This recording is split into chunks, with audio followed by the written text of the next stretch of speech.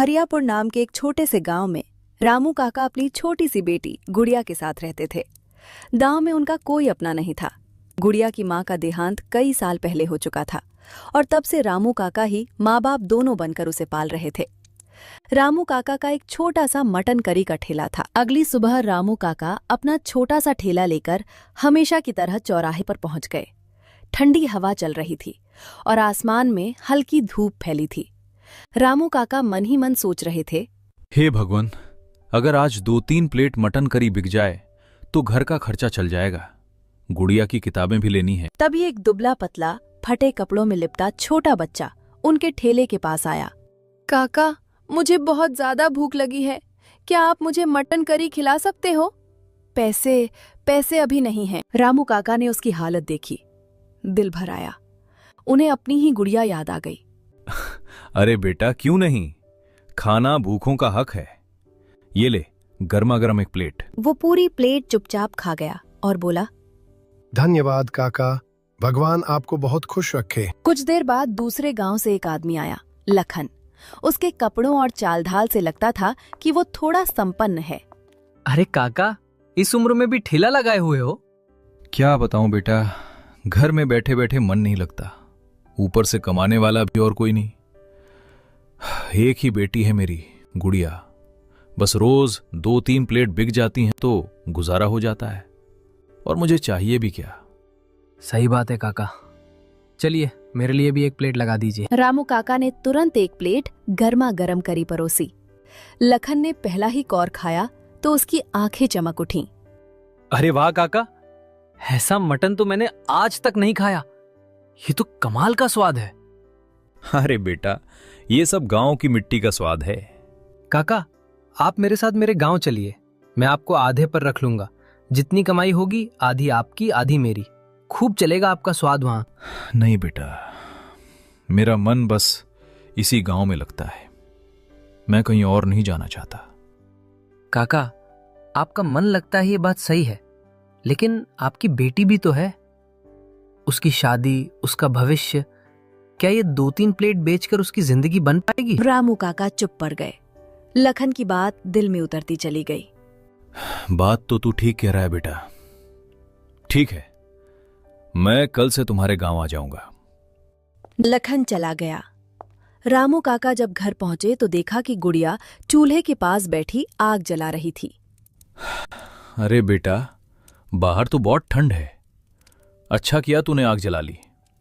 हाँ पिताजी, मैं आपका इंतजार कर रही थी, आप देर क्यों कर दिए? बेटा, हमें कल से दूसरे गांव जाना है। पर क्यों पिताजी, हम अपने गांव में ही ठीक थे, क्या हम इस गांव में नहीं रह सकते?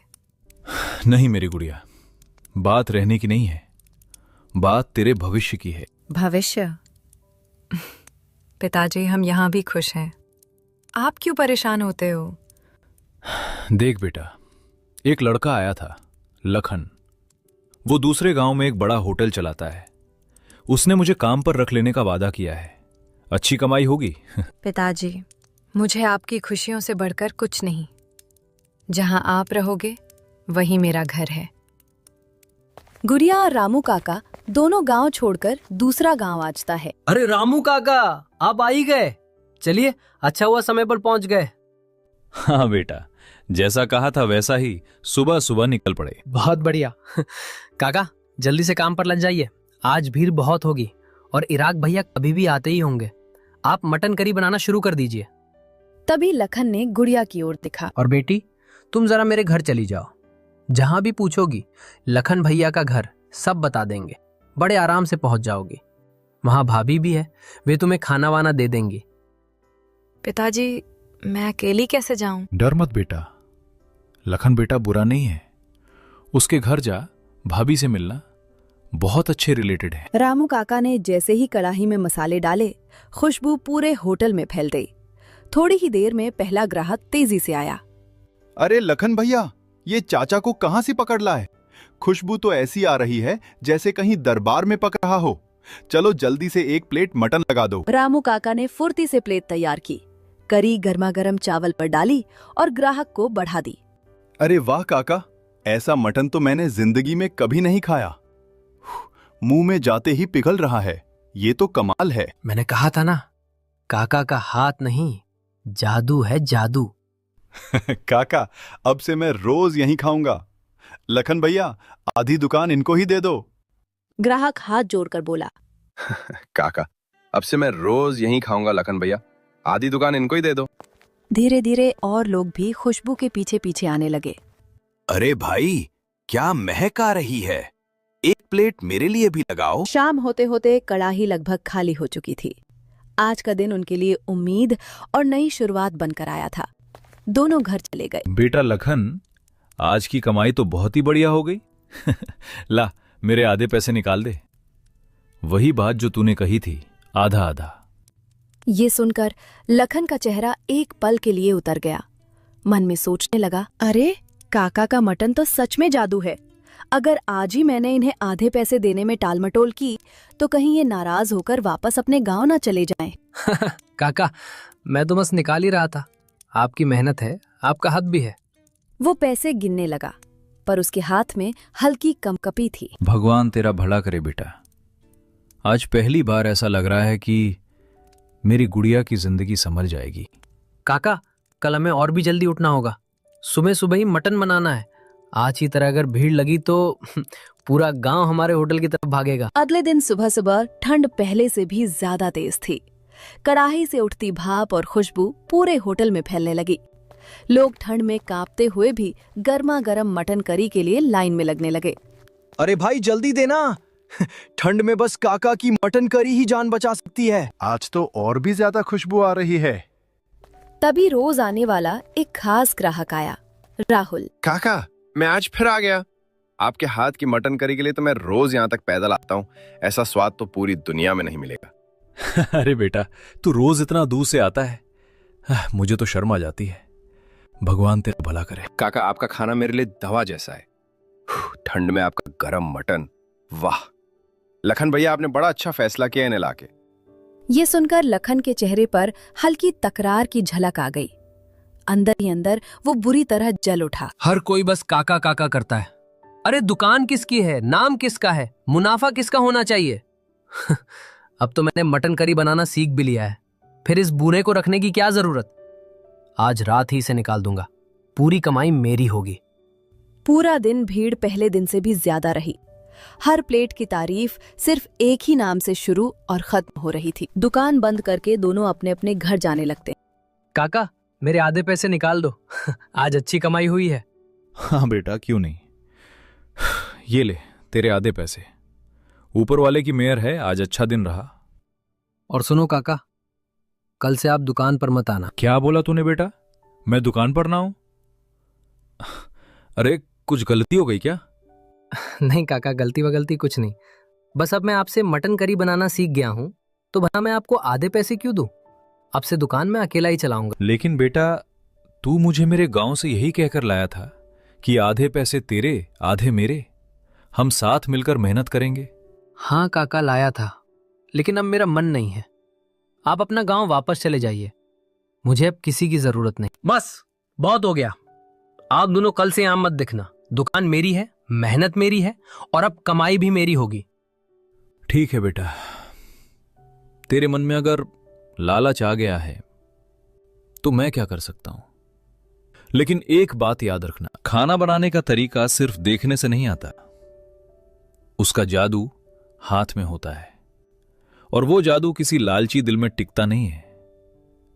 ताका अपने फटे बैग को कंधे पर टांगते हैं और धीरे धीरे अंधेरा होते रास्ते पर चल पड़ते हैं। अगले दिन सुबह लखन बड़े जोश में दुकान खोलता है।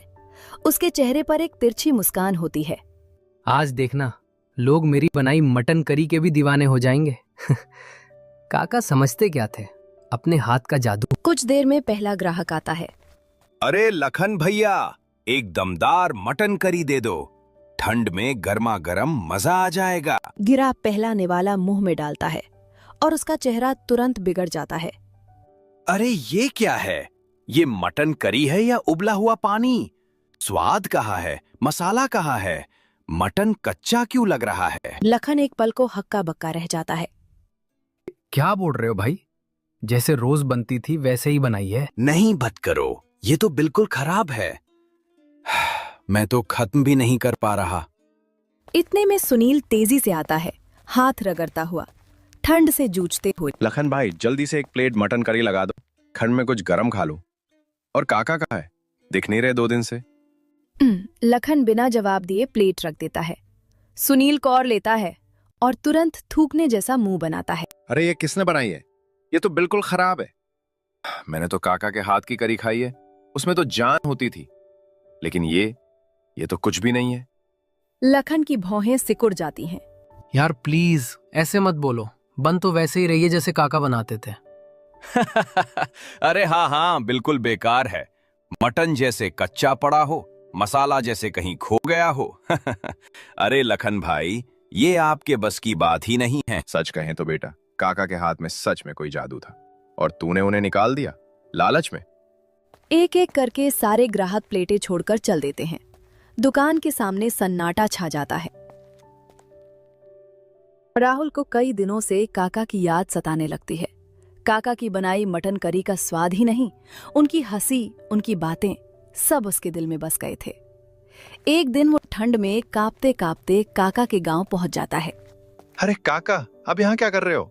आपने दुकान क्यों छोड़ दी? अब तो आप हमारे गांव में दिखते भी नहीं। सब लोग आपको बहुत याद कर रहे हैं। क्या बताऊं बेटा राहुल, दिल टूट गया बस। लखन मुझे मेरे गांव से ये बोलकर लाया था कि आधी कमाई उसकी और आधी मेरी। सोचा था चलो मेहनत कर लूंगा, गुजारा हो जाएगा। पर जैसे ही कमाई बढ़ी, उसका मन बदल गया। काका, उसने बहुत गलत किया आपके साथ।